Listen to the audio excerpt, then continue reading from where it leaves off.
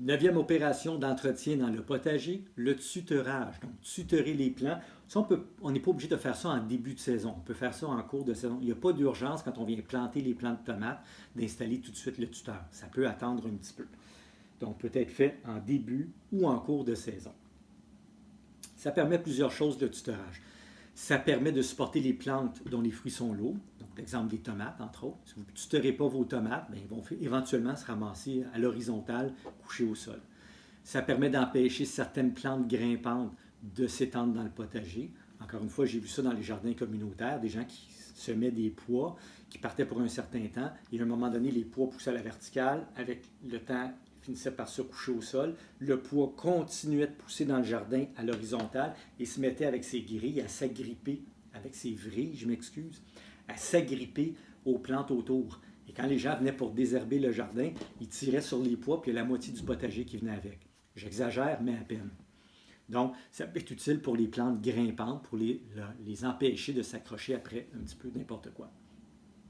Ça permet d'économiser de l'espace. On pense entre autres aux concombres. Si on tuteur les concombres, c'est pour éviter qu'ils courent au sol et qu'ils prennent beaucoup de place. Donc, ça permet aux plants de grimper à la verticale plutôt que de s'étendre à l'horizontale. Donc, ça permet d'économiser de l'espace, particulièrement intéressant, dans un potager de petite dimension. Et ça permet aussi de récolter des plus beaux fruits. Parce que des fruits qui touchent au sol, je reviens encore à l'exemple des concombres, les melons, la même chose, des fruits qui touchent au sol, avec l'humidité, ont tendance à pourrir ou à jaunir dans le bas. Donc, en tutorant les concombres, on a des concombres qui sont beaux là, sur toute la surface. Il existe plusieurs types de tuteurs. Les plus simples, c'est évidemment les tuteurs droits. Ça peut être des morceaux de bambou, ça peut être des bâtons de hockey, ça peut être à peu près n'importe quoi, des tiges de métal. Il y a des tuteurs en spirale. C'est un style. Il y en a qui trouvent ça beau, il y en a qui trouvent ça moins beau. On les utilise surtout pour les tomates. Ça donne un petit air contemporain, je dirais moderne au potager. Donc, si vous cherchez un potager avec un style un petit peu plus rustique, les tuteurs en spirale sont peut-être un petit peu moins recommandés. Les tipis en perche, avec des morceaux de bambou, entre autres, qu'on attache au sommet. Donc, on peut mettre 3-4 tuteurs de bambou qu'on va attacher avec de la corde dans le haut, et ça fait des tipis de perche. Parfait pour les plantes grimpantes, encore une fois, des haricots grimpants, des pois grimpants. On en sème un à la base de chacun des bambous, et quand les plantes se mettent à grimper, ça peut faire quelque chose de pratiquement étanche. Très intéressant pour des enfants, entre autres, qui peuvent se faire une petite tente en dessous de ça, un petit tipi. Donc, les tipis en perche, ça peut être intéressant pour certaines plantes grimpantes. Les cages rondes ou rectangulaires, on utilise ça principalement, encore une fois, pour les tomates. Personnellement, je ne suis pas un fan des cages rondes.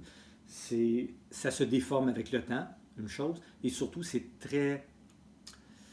Disons que ça teste la patience quand on les entrepose à la fin de l'automne et qu'on les ressort au printemps, parce que les tiges crochissent, ça prend tout ensemble, mais c'est pas vraiment agréable de travailler avec ça, à mon avis. Mais il y a des gens qui aiment beaucoup ça. C'est bien pour eux. Et puis, on peut faire grimper sur à peu près n'importe quoi. Une clôture, une tonnelle, une pergola, un treillis, peu importe. Donc, tutorage, pour certaines plantes, c'est une opération qui vaut la peine d'être faite.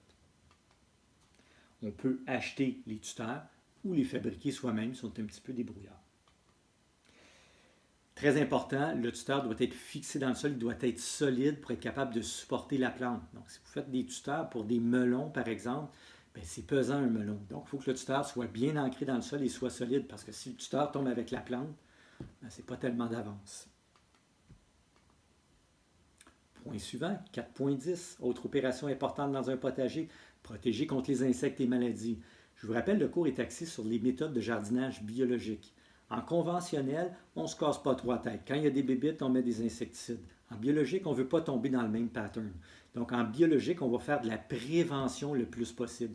Et si jamais on doit intervenir, on pourra utiliser des produits naturels qui ont un faible impact. Mais même les produits naturels perturbent un petit peu l'équilibre écologique du potager. Donc, on va essayer de les utiliser le moins possible.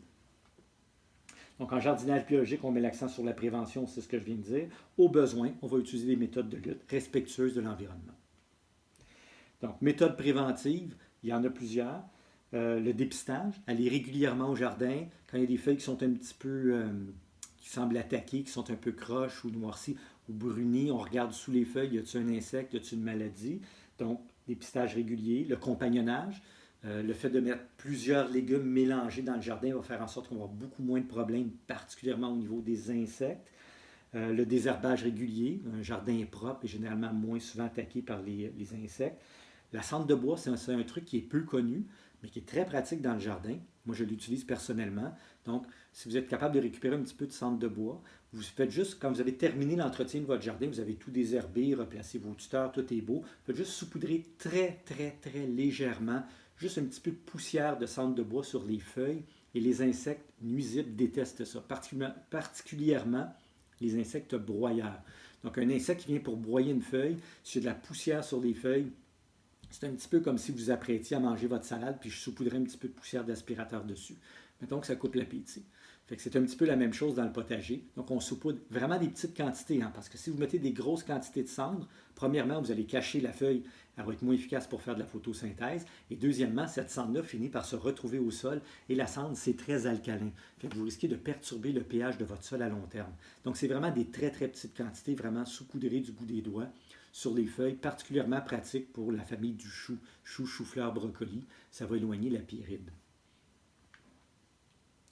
À part ça, barrière physique, on va en parler un petit peu plus tard. Les rotations de culture vont aussi diminuer les problèmes phytosanitaires, les décoctions de plantes, etc., etc. Il y a plusieurs méthodes préventives qu'on va pouvoir utiliser quand on fait du jardinage biologique. Méthode de lutte, si les méthodes préventives ne vont pas fonctionner, bien on passe à la lutte. Donc ça peut être des pièges, ça peut être des produits maison, il y a des recettes qu'on trouve facilement sur le web, vous en avez dans le cahier d'ailleurs aussi, des décoctions d'ail ou des trucs comme ça qu'on peut faire facilement à la maison. Et il y a toujours des insecticides et fongicides commerciaux, évidemment naturels, qu'on peut trouver dans les centres de jardin, mais ça c'est vraiment en dernier recours. Même des produits comme le pyrètre, qui est tout à fait naturel, qui est un extrait de chrysanthème, on va quand même essayer de l'utiliser le moins possible dans le jardin. Point suivant, tailler. Tailler dans un jardin, vraiment, est-ce qu'on taille des plantes dans un jardin? La réponse est oui. On taille dans 3 types de situations. Donc, 3 types de tailles sont pratiquées dans le potager. La première méthode, c'est la taille des gourmands pour les tomates. Donc, je vais probablement faire une démonstration un petit peu plus tard de la taille des gourmands sur les tomates, mais en gros, on le voit un petit peu sur la photo ici, je ne sais pas si c'est très clair pour vous, là, mais vous avez la tige principale de la tomate et vous avez la feuille qui pousse sur le côté. Donc, vous avez votre tige, vous avez votre feuille. En passant, les feuilles de tomates sont des feuilles composées, donc c'est pas chaque foliole n'est pas une feuille. Là. Vous avez des grandes feuilles là, qui partent de la tige principale et le gourmand pousse à l'aisselle entre la tige et la feuille. Donc, vous avez votre tige, vous avez votre feuille et votre gourmand va pousser entre les deux. Donc, on enlève les gourmands de tomates. Certains vont dire que les gourmands de tomates, ça ne produit pas de tomates, ce qui est faux.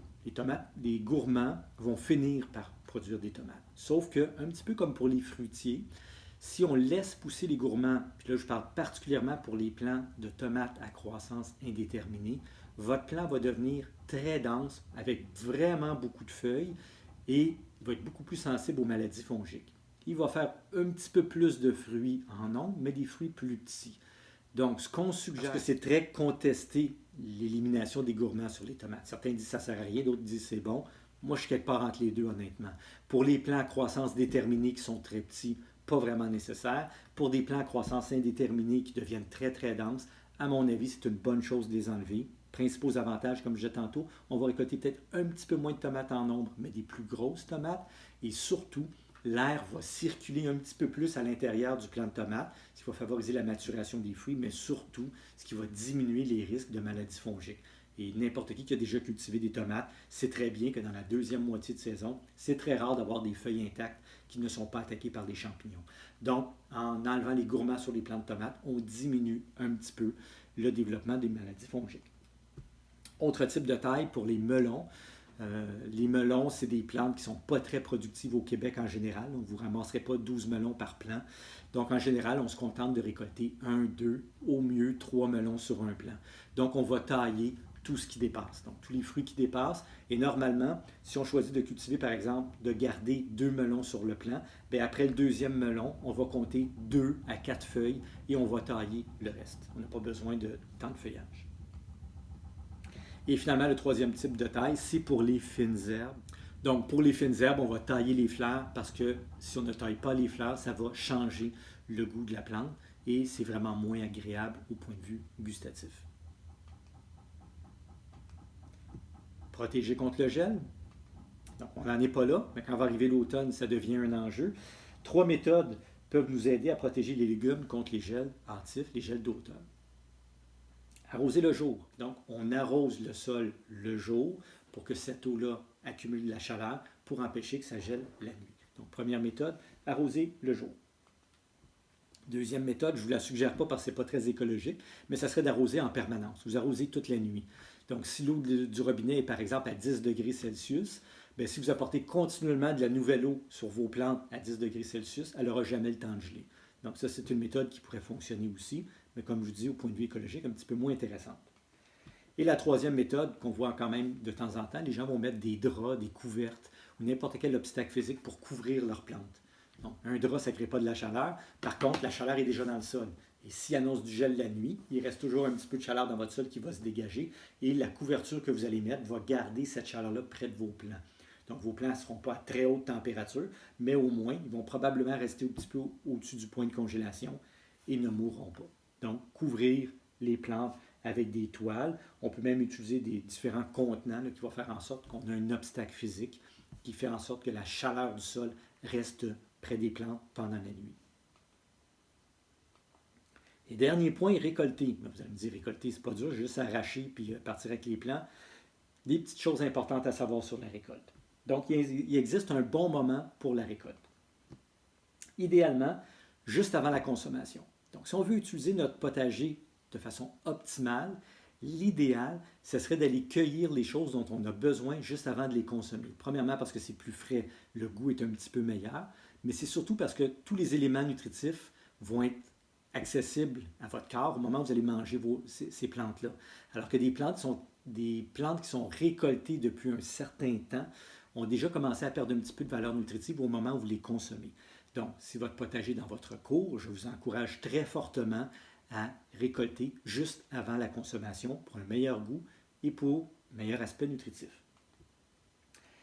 Si le potager est moins accessible, exemple, vous avez un jardin dans un jardin communautaire, ben, vous pourriez aller cueillir le matin plutôt que l'après-midi. Pourquoi? Encore une fois, le matin, la plante elle est gorgée d'eau, elle n'a pas eu le temps de transpirer beaucoup et le légume va se conserver plus longtemps. Si on faisait une expérience sur un plant de poivron, par exemple, on allait cueillir un poivron le matin et sur le même plant, on allait cueillir un autre poivron l'après-midi et qu'on laissait ces deux poivrons-là sur le comptoir pour regarder à quelle vitesse ils fanent, ils ramollissent. Bien, celui qui a été cueilli l'après-midi ramollirait plus vite. À l'apparence, il n'y a pas de différence au moment de la récolte, mais il y a déjà moins d'eau dedans si vous l'avez récolté en milieu d'après-midi que si vous l'avez récolté tôt le matin. Donc, si le potager n'est pas très accessible, allez faire ces récoltes le plus tôt possible, le matin. Ce n'est pas recommandé de récolter quand les feuilles sont mouillées. Je pense particulièrement aux fines herbes et aux légumes-feuilles, comme les laitues par exemple, ou les épinards. Donc ces légumes-là, si on les cueille quand ils sont mouillés et qu'on met ça dans le frigo, très souvent, ils vont pourrir. On va avoir souvent de la rouille ou d'autres maladies qui vont apparaître. Donc les légumes-feuilles, évitez de les ramasser quand il vient juste de pleuvoir ou quand ça vient d'être arrosé. Et ne pas attendre que les légumes soient trop gros. C'est impressionnant, des concombres énormes et des tomates énormes. Ça épate les voisins, mais ça ne fait pas des légumes qui sont très savoureux. Généralement, les légumes très gros deviennent un peu pâteux et la saveur est un peu diluée. Donc, on devrait récolter avant la pleine grosseur idéalement. Certains légumes doivent être cueillis aussi avant la montée en graines. C'est particulièrement vrai pour les laitues et les épinards. Donc, il ne faut pas être trop patient avec ces plantes-là. On va finir par les perdre. Donc, vous les laissez pousser, vous récoltez peut-être une fois ou deux les feuilles autour, mais à un moment donné, vous allez devoir les arracher parce que si vous étirez la sauce un petit peu, les plants vont se mettre à monter en graines et c'est un phénomène qui est quand même relativement rapide, surtout quand on arrive vers le milieu de l'été où les journées sont plus chaudes et plus sèches. Et finalement, certains légumes doivent être récoltés avant les gels, des concombres, des tomates, la plupart des légumes fruits, les aubergines, la même chose. Quand c'est à geler, c'est pas très beau esthétiquement et c'est pas très présentable dans une assiette. Donc, ces légumes-là, on va essayer de les cueillir quand ils annoncent des gels au sol, puis qu'on peut pas, on sait que même avec une couverte, on ne sera pas capable de les protéger. On est mieux de tout récolter et de laisser mûrir à la maison. C'est donc ça pour l'entretien du potager.